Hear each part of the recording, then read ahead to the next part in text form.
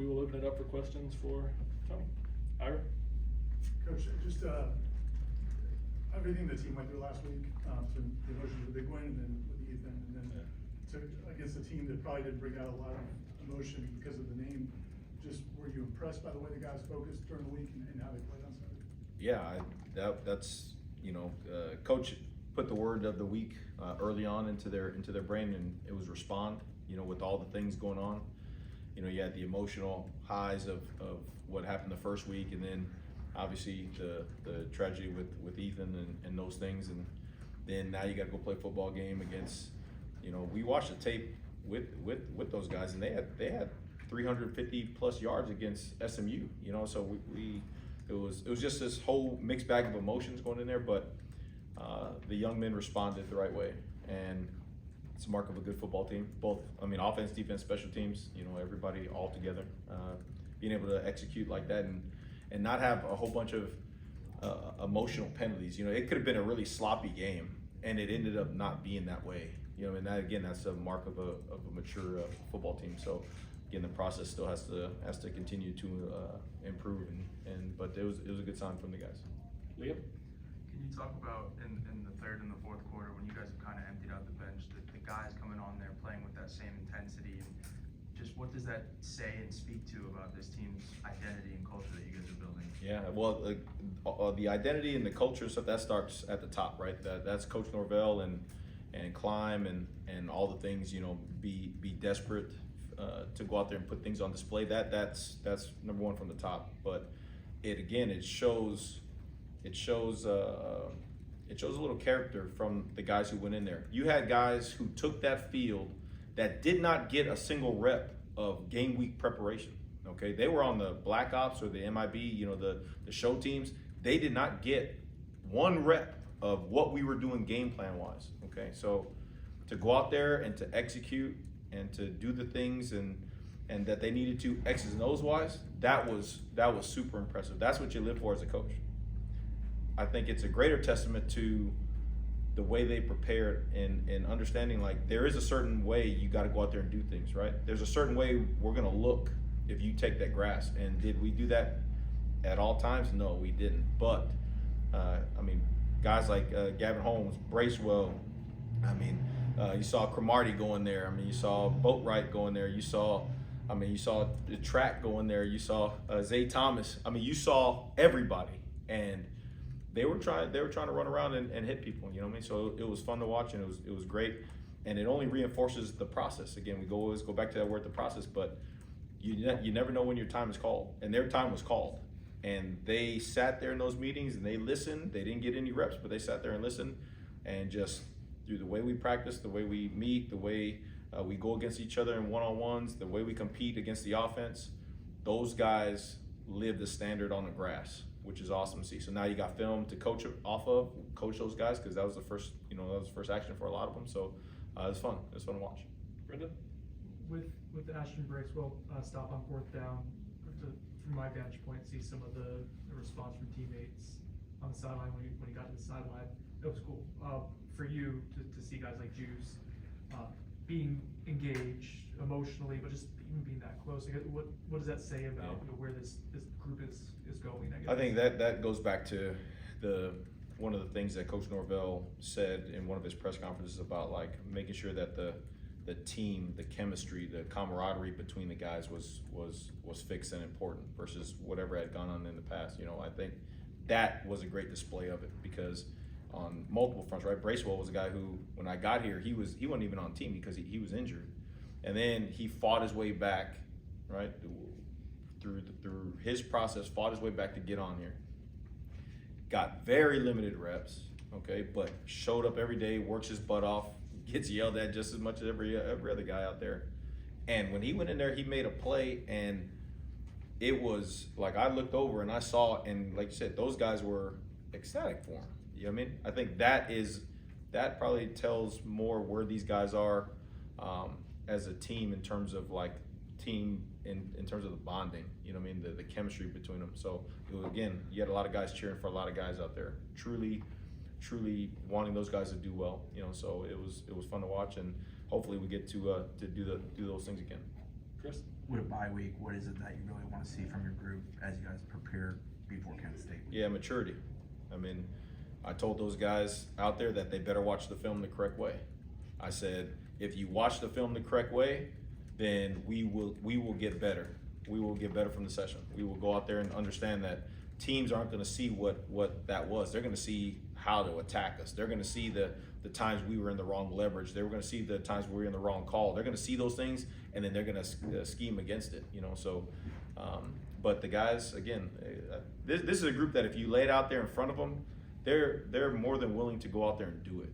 You know, that's kind of where what I've seen my observations from them. Like if you lay it out there and you make it clear as day, hey, this is what it is, this is what we expect, this is our plan to go get it, that this is a group that's hungry enough to right now to still go do that. So I thought they handled business today. Just had photos, gonna feed them well right now and then let them get off and then really execute the plan for the week. You know, Coach Norvell laid out a plan for the bye week, how to get better, you know, academically wise, getting the guys caught up with their work and seeing professors, physically wise, the recovery, the prehab, all those things. And then football wise, all the things that can come back to hurt us later on when you're playing those championship caliber teams. And then also getting ahead on advanced scouting. You know, this next run of 3 weeks here is gonna be really, really crucial for us in terms of coming back with Kent State, you know, and what the problems they present. Then the game on Friday after that, and then the game after that is a big one as well. So I think it's important to have a clear plan, which Coach laid out, and then us to go out there and execute the plan. Ira? For Daryl, not only to have a sack real early in that game, but it looked like he beat a double team on it too. Mhm. Is he becoming the guy you guys challenged him to be? Yeah, he's again. You know, I said that with Earl, and he's him. Earl is in a position to make those bigger plays, right? The interceptions, the big hits like that. For those big guys, you really have to go back there and watch all their snaps inside. You know, there's not many times where he's not making the play and he's one-on-one with somebody. Like especially the first game that we played. They leave him one-on-one and he is falling back on all those tackles. Those runs aren't hit up, but they're because of him, you know. And so I think with him, it's just going to be it's kind of the water drop deal. Like he's just going to consistently be really, really good, and then there's going to be a game or two where his number is going to be called, and it's going to be like, wow, this guy is really good. And he's been like that the whole time so far. So I'm just happy that he's gotten a chance to truly embrace coming back.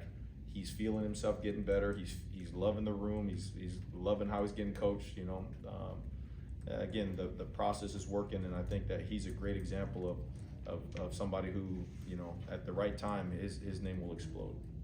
Liam? With Earl, obviously, like you mentioned, we've seen the big hits, we've seen the interceptions, but the way guys respond to him and the way he's kind of taking that leadership role, obviously what he did pregame with Ethan's jersey and across his nose tape, and just the way that when he makes a play, guys gravitate towards him, the interception, guys are blocking for him. What does it say about him and his character? Yeah, I mean that's confidence, right? I know everybody. We got a large group of guys that are like that have been just waiting for their time to their name to be called, you know. And I think that it's great. It's great to see. You know, again, Daryl's one of them. Earl, you know, you got Juice and those linebackers in there. I think you got a lot of guys who are in poised in that moment. You know, AB is playing his butt off, I think. And whenever those guys get a chance to go live on the grass, you're seeing it. You're seeing the passion, the emotion come out, and you know that's what we're going to be about. We want to do things the right way, but you know, to give them the confidence to go out there and play like that, that's really infectious, right? Those guys gravitate towards Earl, and they know that he puts in all the work and all the time, and when the performance matches that, you know, you're happy for him. You're happy for your teammate. Corey? Staying with Earl real quick, he had the interception, but there was a play, I think the possession before, where he breaks on a route and just misses a pick six. How much is that? I mean, obviously he's got physical ability, we get it, but the studying and knowing what to look for and triggering that quickly, how much was that just what he did Sunday to Friday to get ready for that? Yeah, again, I'm going to overuse this word. That's a process, right? You starting with scouting report and knowing how they're going to attack you, different formations, different guys on and off the ball, you know, for all those things, and then being able to match up the calls. Coach Coop, Pat, Jaleel, Greg Moss, those guys did a great job. Coach Arnett, who's really taken over that how we attack the defense throughout the week to make sure that those guys are in those situations throughout the game. He saw that play. He saw that play numerous times in the week, you know, and so for him to recognize it and him to go put himself in a position to just be instinctual and just react. But now again, you know, you talk about the process and how we can get better. Like that should be a pick six, okay? Like, and he knows it. He knew it too. You saw his reactions after the play. You know what I mean? But now it's, hey, if you're looking at the play, great break on the ball, PBU, get off the field. Now, how we get better? Next time he's in that situation, he's gonna pick the ball up and run it in for a touchdown. You know what I mean? So that's the kind of mindset we want to have around here. Peter? Going back with the turnover, I mean, Jerry almost had a big sip, he didn't stumble. But just the emphasis of producing turnovers and trying to make it a consistent thing that after with the previous year only had like what 4 or 6. Yeah. Just how much is having to put more emphasis in the consistency of building and creating turnovers of this team? Yeah, I think the turnover, we want to say takeaways. So we take the ball away when guys are aggressive, right? It's usually big hits affecting the quarterback or guys seeing the ball and having the confidence to go jump the ball, you know. And I think those are 2 examples where you saw Earl in the deep center post. Again, another play we threw at him like crazy. Those deep stare routes and you can see him read it, and then he recognized, he turned, bolted to the post, looked back, and went up and got the ball. Same thing with Jerry. They had moved the ball a little bit down the field, and then we called the coverage to let him play with his eyes. And so he's looking in there. He recognizes the set again, and so you see him stop real quick, and then he goes and breaks on it. It comes back to the confidence, right? It comes back to those guys knowing what they're seeing and being able to react on it. I mean, and again, kudos to those 2 for seizing their opportunity, but we need more. You know, I want to rip the ball out. I want to knock guys. I want to dominate contact guys so hard that they give up the ball. You know, I want to see guys actively going in there and punch the ball. You know what I mean? We had multiple opportunities for these quarterbacks who are running around back there to have sack, college fumbles back there. You know what I mean? So if you're watching the tape to be happy, yeah, great. 2 takeaways to this kind of stuff. For where we want to go and what this group can do, like there's a lot of opportunities out there to grow this, just watching the film and grow this bye week. So that's going to continue to be a huge emphasis on taking the ball away. Brendan? Were there any players who either got opportunities or maybe extended opportunities who caused you to go back and reevaluate and say, okay, like this might be a player who needs a larger role? Yeah, I think AJ Cottrell, you know, the first week, he's a guy who came here and when we got here, he just Mr. Do everything right and work hard, blue collar kind of guy. And then the first game, the plans were to get him in more extensively, and we just weren't able to. And so I thought Paps did a great job of making sure to be really intentional about getting him in the game early. And you saw, and he played his butt off. He showed that he belonged, you know. Same thing with Donnie.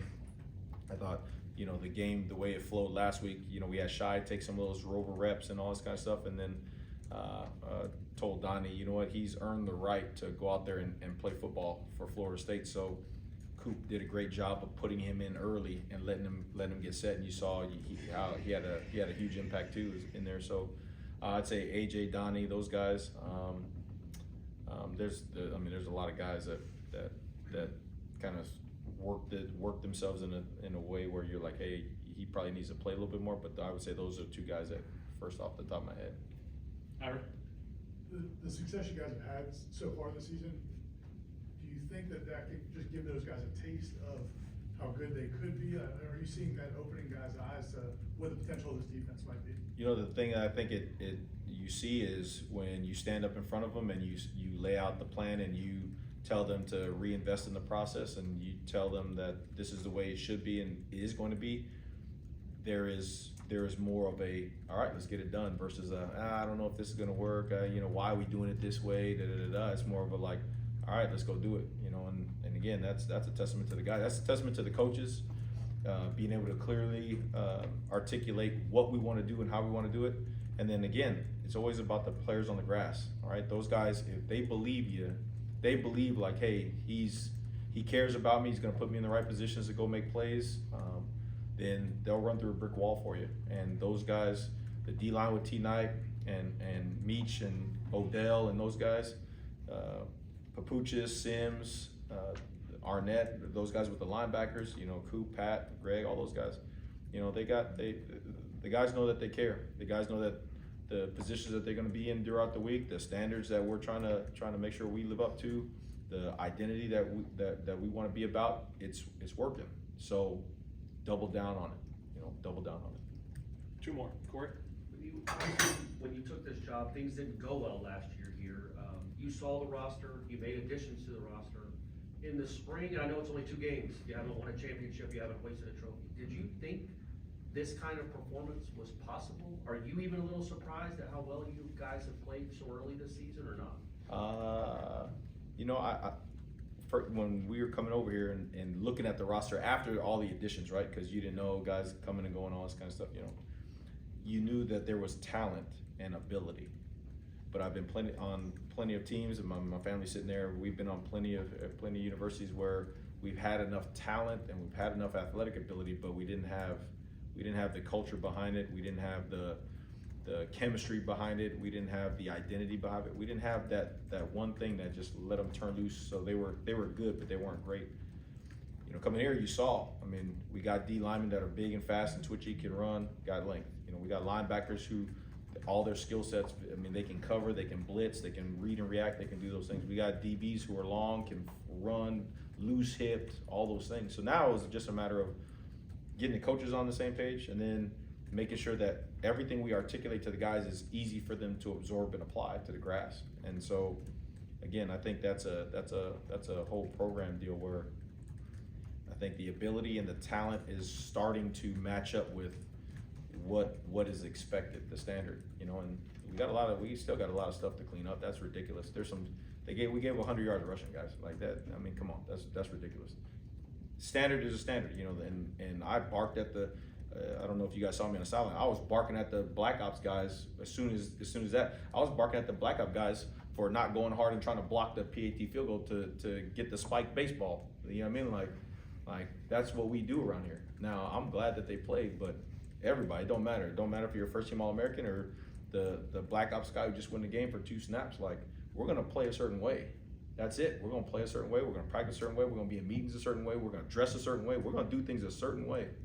And the guys who do that, you know, you love to see them go out there and perform and play and be great teammates and represent this university, represent their families the way they're supposed to do that thing, you know. And so we're gonna double down on the process. And I know it's only 2 games, but that's all we got right now. So we're gonna just worry about today and fellowshipping over here with all of our families and the teammates after a great pitcher day, and then get to work tomorrow morning and seeing how we can get one better for the week. Bob, last one. Coach, for Amari Williams, probably more needed on offense now with Randy Pittman's injury, but for him to have a touchdown and a sack, and just how impactful can he be, even if maybe more of his time is focused on offense? Yeah, I was just telling this story out there. So it was crazy that you say that. We just kick a PAT field goal, okay? And Amari comes off the field and he's running at me, and he stops. I'm like, hey, great job, blah blah blah. He's like, Coach, can I go in on defense? And I said, if the head man lets you go on defense, okay, no problem. I didn't think he was gonna go over there and tell him, like, well, I mean, we're up, you know. I didn't think he was gonna go over there and tell him. He goes over there, right? He disappears from me, and we're about to go on defense, whatever. And then Coach Norvell clicks over, and he's like, hey, can you guys use Amari? Like, okay. I'm like, pass rush. And T9 was like, yeah, pass rush situations. Like, okay, bet. He's live. Okay, great. We got Amari for pass rush situations. He ain't even been over there in a couple weeks, but let's go. He's on it. He goes out there, and we get him. Guys do a great job, and we get him in the 3rd down situations, right?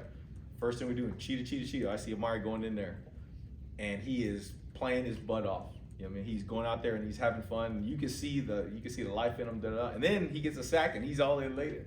Like that's what Florida State is about. You know, that's what this team is about. I think, again, it all starts with the master plan and Coach Norvell having that plan ahead of time. Like we were talking about Amari all in the offseason. You guys remember in spring ball, he was working on defense the whole time almost. You know what I mean? So to go over to offense and do what he did, but have a foundation of defense. That was Coach Norvell back in the spring having that plan, you know.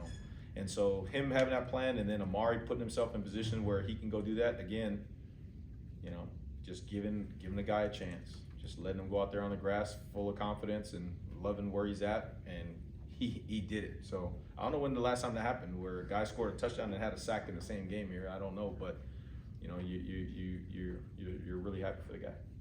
Awesome. Thanks, Coach.